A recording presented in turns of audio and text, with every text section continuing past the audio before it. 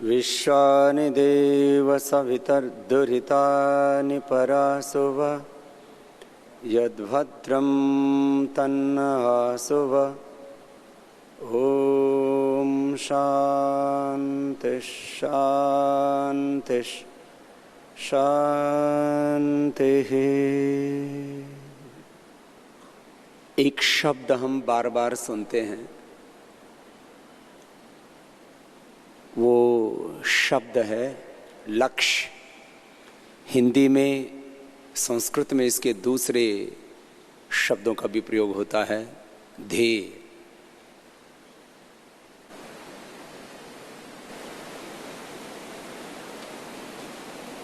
गंतव्य, लक्ष्य, ध्येय, गंतव्य, और इस लक्ष्य को पाना ही उपलब्धि कहा जाता है। इसी लक्ष्य को पाना सफलता कहा जाता है। इसी लक्ष्य को, ध्येय को, अपने गंतव्य को पाना, यही जीवन की सार्थकता कहा जाता है। अंग्रेजी में इसके लिए शब्दों का प्रयोग होता है goal, target, ultimate conclusion, achievement, success. और इसी में जीवन की सार्थकता है, रियलिटी ऑफ लाइफ।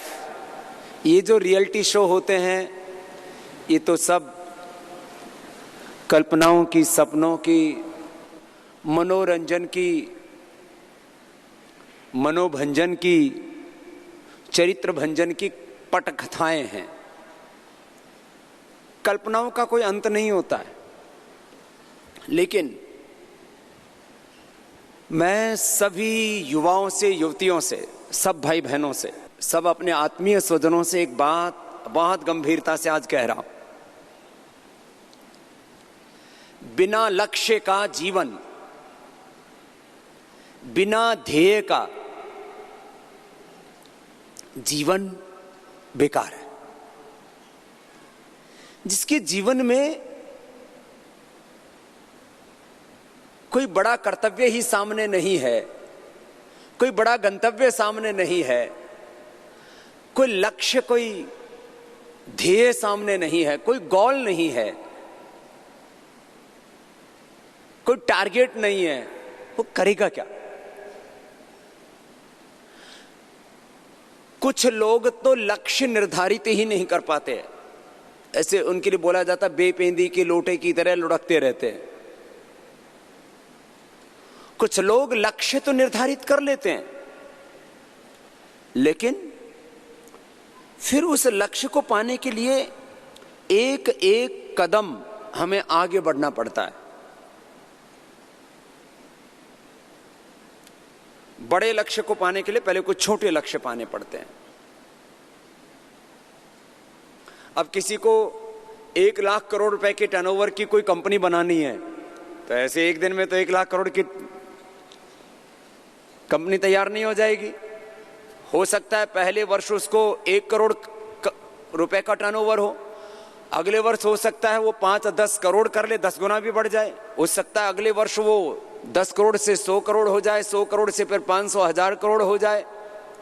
यदि पहले से कोई बहुत उसने तपस्या की हुई है, उसके पास बौद्धिक बल, आत्मिक बल, सामाजिक बल, आर्थिक बल,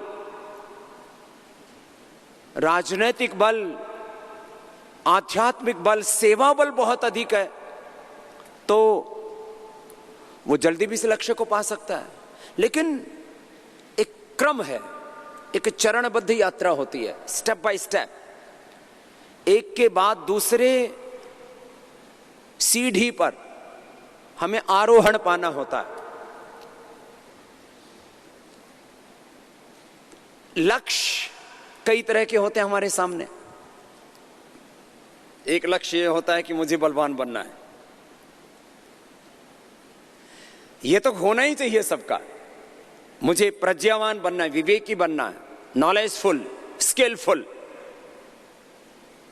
innovative, creative, positive, productive, divine life जीनी है। ये तो होना ही चाहिए सबका।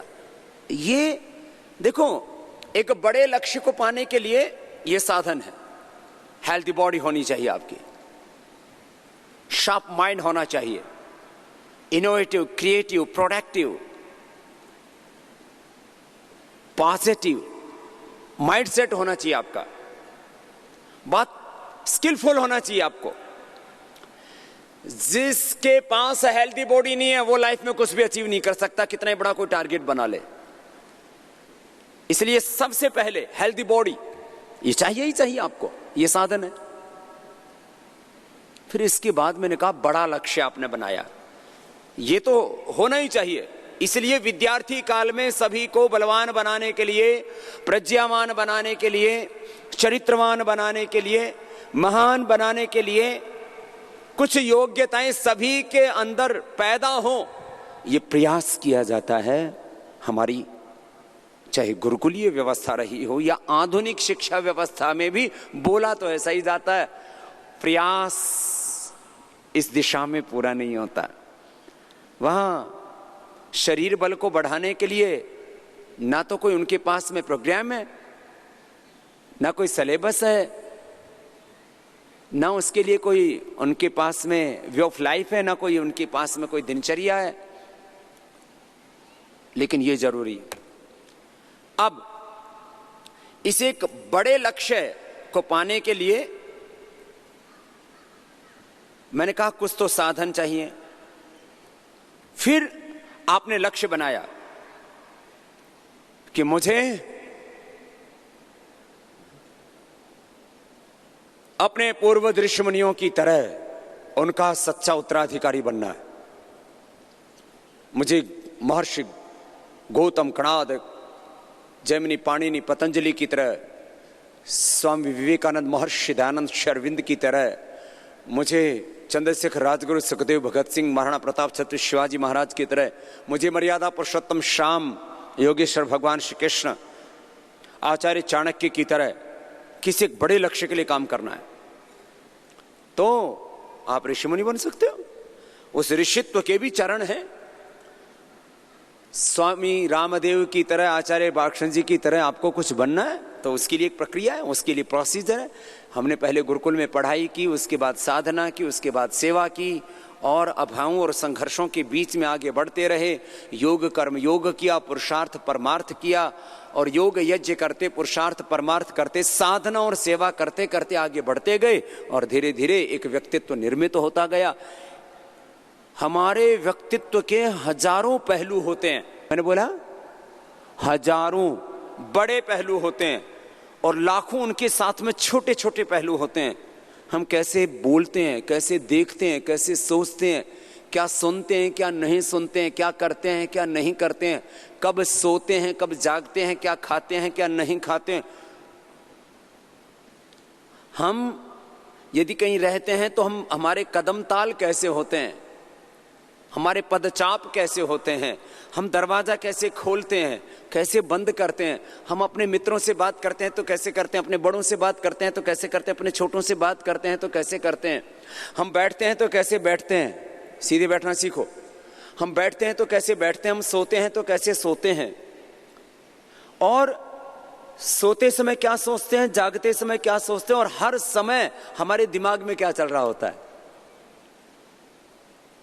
हम माता पिता के बारे में क्या सोचते हैं, हम भारत माता के बारे में क्या सोचते हैं, हम अपने ऋषि परंपरा के बारे में क्या सोचते हैं, हम अपने अतीत के बारे में क्या सोचते हैं, अपने वर्तमान के बारे में क्या सोचते हैं, अपने भविष्य के बारे में क्या सोचते हैं, हमारे थॉट्स, हमारे इमोशंस कैसे हैं, किसी स्त्री के प्रति, किसी पुरुष के प्रति, मनुष्य और मनुष्यतर जीव जगत के प्रति, पूरे देश के प्रति, पूरी दुनिया के प्रति हमारी दृष्टि क्या है। हमारे थॉट्स, हमारे प्रिंसिपल्स, हमारी आइडियोलॉजी, हमारे आइडियल्स क्या हैं, ये हमारा व्यक्तित्व है।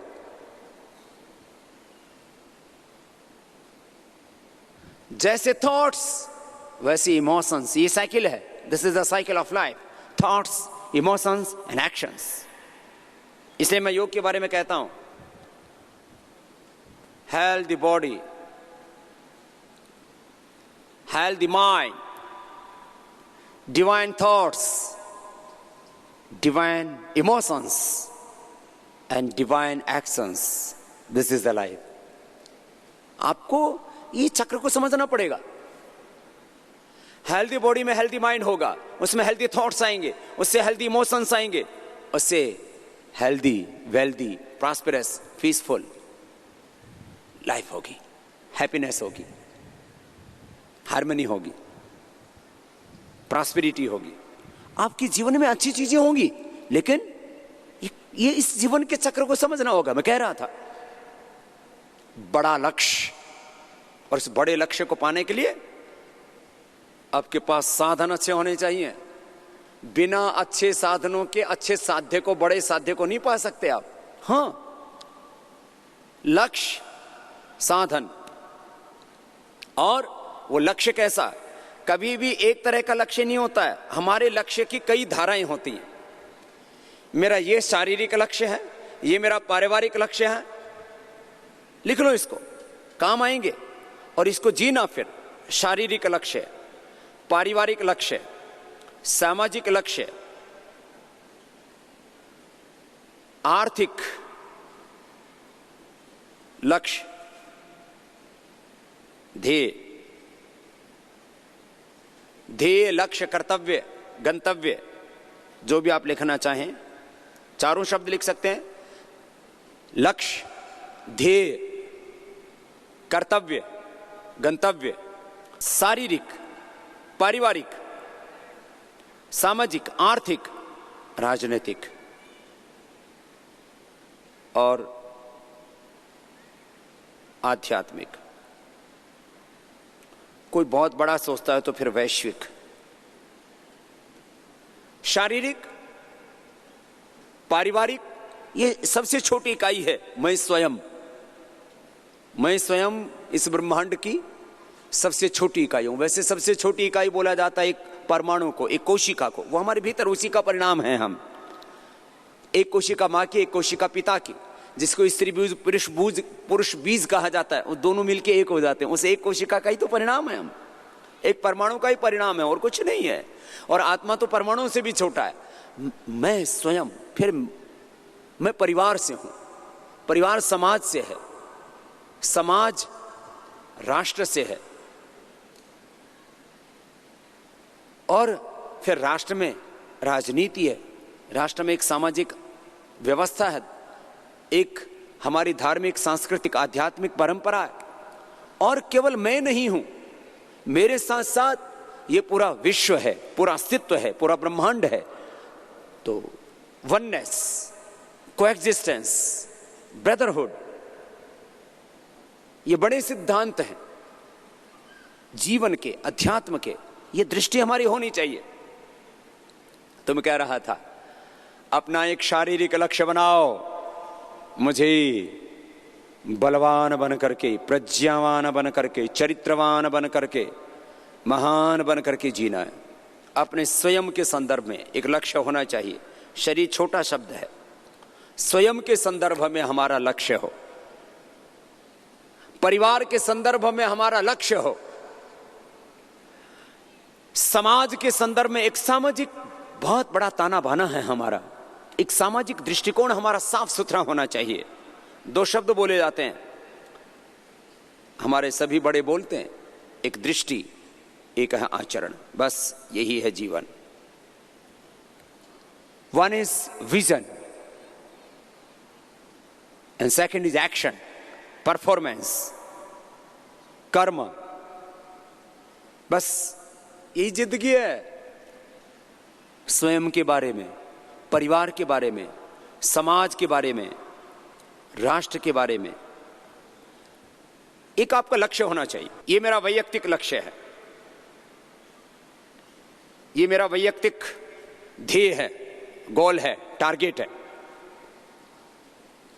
ये मेरा पारिवारिक लक्ष्य है, वैयक्तिक लक्ष्य, पारिवारिक लक्ष्य, सामाजिक लक्ष्य, राष्ट्रीय लक्ष्य कि मुझे इस राष्ट्र में ये करना है। समाज और राष्ट्र एक सामूहिक अभिव्यक्ति है। ये मेरा आर्थिक लक्ष्य है, क्योंकि बिना अर्थ के जीवन में अनर्थ होता है। सुखस्य मूलम धर्म, धर्मस्य मूलम अर्थ, अर्थस्य मूलम राज्यम, राज्यस्य मूलम इंद्रियजय, इंद्रियजयस्य मूलम विनय, विनयस्य मूलम वृद्धोपसेवा। ये क्रम है जीवन का। जिसके जीवन में कोई अर्थ नहीं होता वहां अनर्थ होता है, दरिद्रता होती है। और दरिद्रता न धर्म है, न अध्यात्म है, न जीवन है। दरिद्र व्यक्ति कुछ भी नहीं अचीव कर सकता। इसलिए दरिद्रता किसी के जीवन में नहीं होनी चाहिए। आर्थिक लक्ष्य बना, लेकिन वो अर्थ स्वार्थ के लिए नहीं होना चाहिए। हां, कुछ लोग अर्थ से भी अनर्थ करते हैं।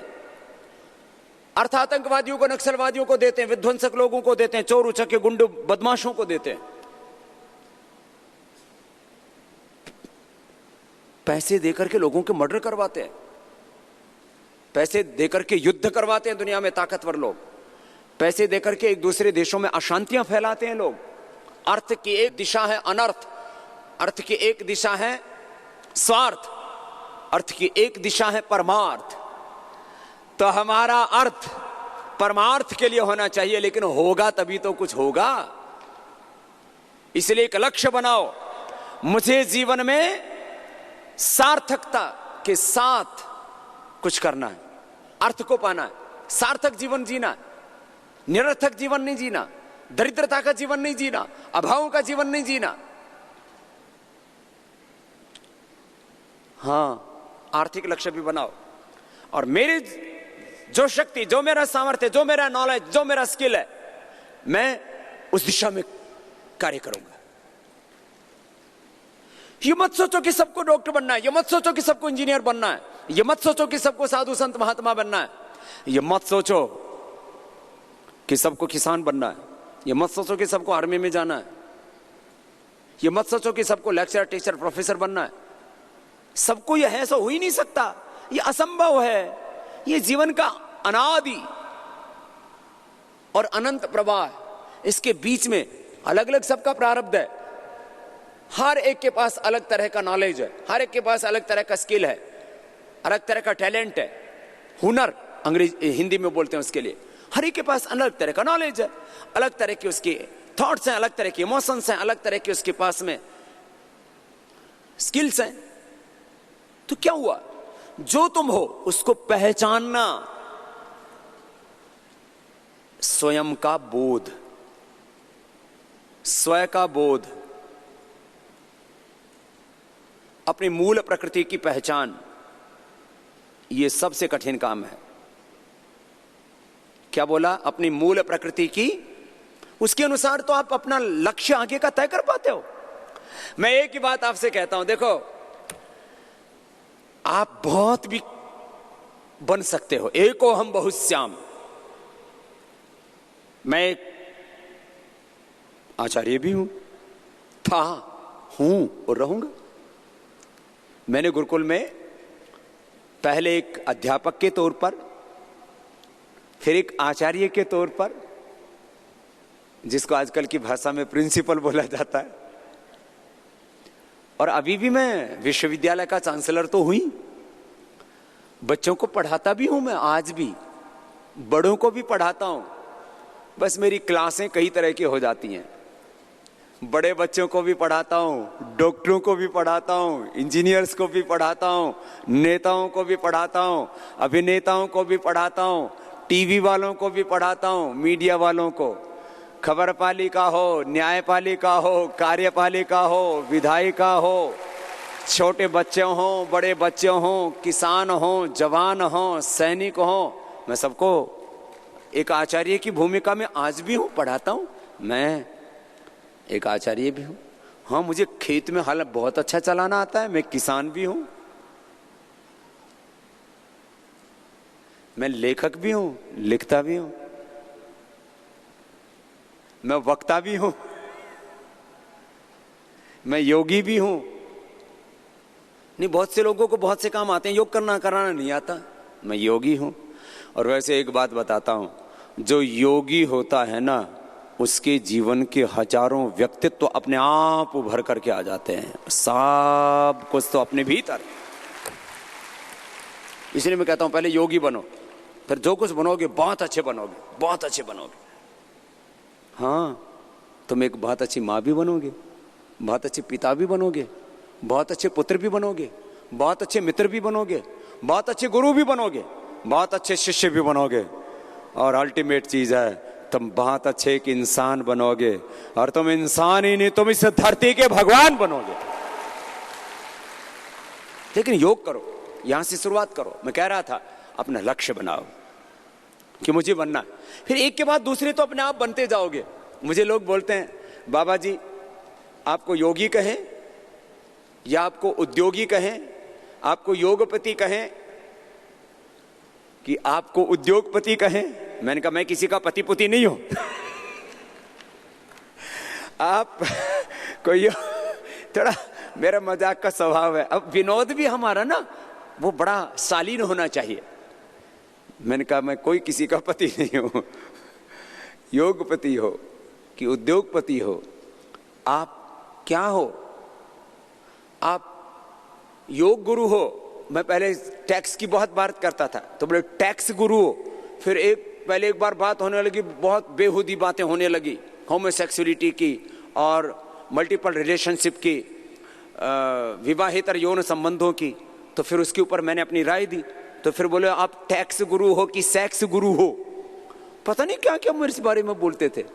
आप फिर राजगुरु हो कि आप समाज के गुरु हो, आप क्या हो? मैंने कहा मैं योगी हूं और कर्म योगी हूं, और तुम मानो या ना मानो मैं इस देश के लिए कुछ ना कुछ उपयोगी हूं। खैर ये बात तो थोड़ा सा कोई स्टेटमेंट वाली बात नहीं है, जैसे मैं जीता हूं वैसे कहता हूं। आपको मैं कह रहा हूं आप अपना एक लक्ष्य बनाओ। आर्थिक लक्ष्य भी आपका होना चाहिए, और उस आर्थिक लक्ष्य का साधन क्या होना चाहिए? जैसे आपका सामर्थ्य, आपका जैसा सामर्थ्य वैसा आपका साधन होना चाहिए अर्थ पाने का। आपका एक राजनीतिक लक्ष्य भी होना चाहिए कि मेरी ये राजनीतिक विचारधारा है कि मावस्तेन ईशता, बुरे लोगों का, दुराचारी भ्रष्टाचारी लोगों का हम पर शासन नहीं होना चाहिए। ये हमारी राजनीतिक विचारधारा है। चरित्रवान लोगों का हम पर शासन हो। जिस राजनीतिक पार्टी की अच्छी नीतियां होंगी, अच्छी नीयत होगी, अच्छा नेतृत्व होगा, मैं उसको वोट दूंगा। 18 साल के बाद आप भी वोट देते हैं, मैं भी वोट देता हूं। मैं कहीं पर भी होता हूं, जब भी विधानसभा और लोकसभा का कम से कम चुनाव होता है तो वोट जरूर देता हूं। मेरा भी एक राजनीतिक लक्ष्य है। मैं साधु हूं, लेकिन साधु होने से पहले मैं देश का नागरिक हूं। साधु के नियम मुझ पर लागू होते हैं, लेकिन देश के 100% नियम कानून मुझ पर लागू होते हैं। मैं इस देश का नागरिक हूं।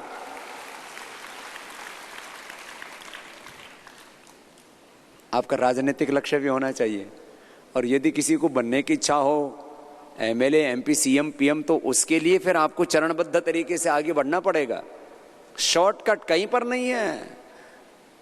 हाँ, छल, छद्म, झूठ, बेईमानी करके कभी आगे बढ़ने की मत सोचना, नहीं तो एक बार थोड़ा ऊपर उठे दिखोगे फिर गिरोगे। एक लोकी समझते हो ना? दूधी भोपला, लौकी सब जानते हैं। बोटल गोड, सोरेकाई साउथ में बोलते हैं। दूधी भोपला, लौकी, दूध, घिया अपने पंजाबी किया बोलते हैं। तो तुसी किया बोलो कि घिया बोलो कि लौकी बोलो, दूधी बोलो, सोरेकाई बोलो, बोटल गोड बोलो। वो बड़ के पेड़ पर, पीपल के पेड़ पे चढ़ गई। वो पीपल से पूछने लगी, दादा पीपल कितना बड़ा? बोले 400 साल का होगा हूं बेटा। बोले दादा तू 400 साल में इतना ही बड़ा? देख मैं तो 2 महीने में तेरे ऊपर छा गई। बोले बेटे 4 महीने में तो नीचे भी उतर जाएगी।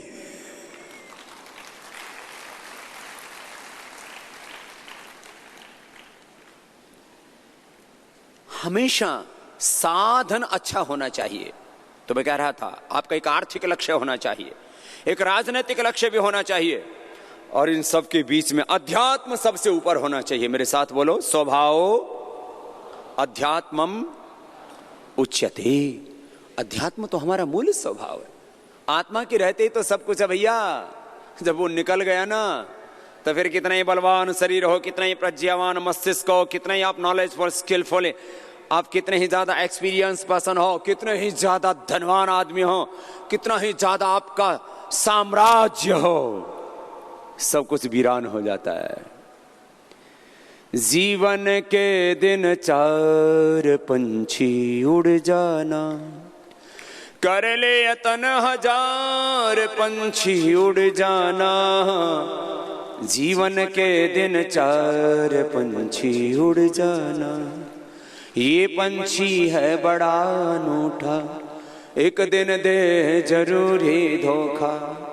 ये पंछी है बड़ा अनूठा, एक दिन दे जरूरी धोखा। सोया चादर तान पंछी उड़ जाना, सोया चादर तान पंछी उड़ जाना। जीवन के दिन 4 पंछी उड़ जाना। जब पिंजरे से उड़ कर जाए, पकड़ो कितना हाथ न आए। जब पिंजरे से उड़ कर जाए, पकड़ो कितना हाथ न आए। लंबे भरे उड़ान पंछी उड़ जाना, लंबी भरे उड़ान पंछी उड़ जाना। जीवन के दिन 4 पंछी उड़ जाना। करता फिरता मेरा मेरी सांझ ढले उड़ जाना। पंछी रे देश बेगाना, पंछी रे देश बेगाना। जिनके संग तू झूला डाले, होकर मस्त दीवाना। उड़ जाएगा हंस अकेला, उड़ जाएगा हंस अकेला। पिंजरा देख पुराना। पंछी रे देश बेगाना। उड़ना तो है, जाना तो सबको है, लेकिन कैसा करके जा। छोड़ के पिंजरा उड़ जा पंछी, कर ले और ठिकाना। छोड़ के पिंजरा उड़ जा पंछी, कर ले और ठिकाना। ऐसा राग सुना रे जिससे, राग सुना रे जिससे मिट जाए आना जाना। पंछी रे देश बेगाना, पंछी रे देश बेगाना।